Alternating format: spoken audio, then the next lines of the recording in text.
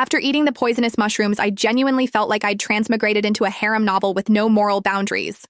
6 top-tier handsome men surrounded my hospital bed, yet I muttered with disappointment, "Only 6? Am I supposed to rest on Sunday?" The wealthy heir in front of me, Daniel, laughed bitterly, slowly loosening his tie. "If I'd known you'd be so bold, I shouldn't have been so gentle."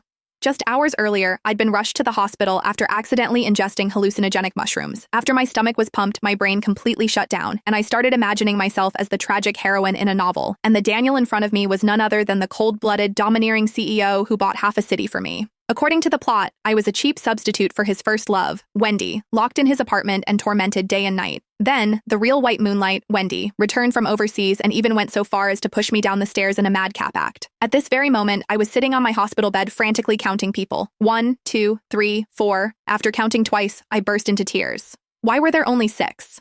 The doctor beside me was sweating profusely, instructing everyone, "She's too deeply poisoned. Whatever she says, just go along with it."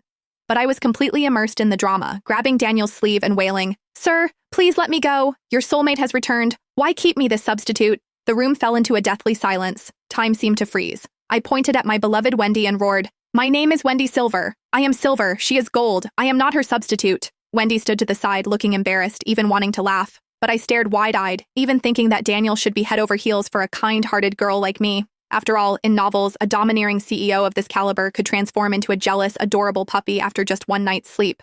Daniel frowned, staring intently at me, and asked, "What's your name?" I declared, enunciating each word clearly. "I'm just a butler. Everything between us ends here." Upon hearing this, everyone around me stifled laughter, covering their faces and afraid to utter a sound. Only Wendy's parents looked ashen, fearing that Daniel was overreacting to my crazy woman act. Finally, Wendy couldn't hold back any longer and whispered in Daniel's ear, "These are all lines from a novel she wrote herself. Good luck, Daniel." I raised my sorrowful profile at a 45-degree angle, thinking this broken look would amaze everyone. But instead, everyone went to comfort the billionaire Daniel, completely ignoring me, the victim of poisoning. Then, Daniel forcibly took me back to the manor. As soon as we entered, I automatically switched to humble butler mode, tied on an apron, and rushed into the kitchen to frantically wash vegetables. The servants were terrified, thinking I had been subjected to some inhuman torture. But I knew in my heart that Daniel only saw me as a plaything, while Wendy was his saint. Following the typical novel trope, I had to escape. Running away was the essence of this plot. But as soon as I turned around, Daniel blocked the doorway, his eyes gleaming with amusement. I steeled myself, pressed my hand firmly against his chest, my voice trembling but resolute. "I know you think I'm cheap. Go find your Wendy. One day you'll be begging me to love you." I expected him to erupt in fury, but instead he smiled knowingly. I slammed the door shut and stormed out, frantically showering in the bathroom, only to realize I'd forgotten my pajamas. Just then, a knock sounded at the door.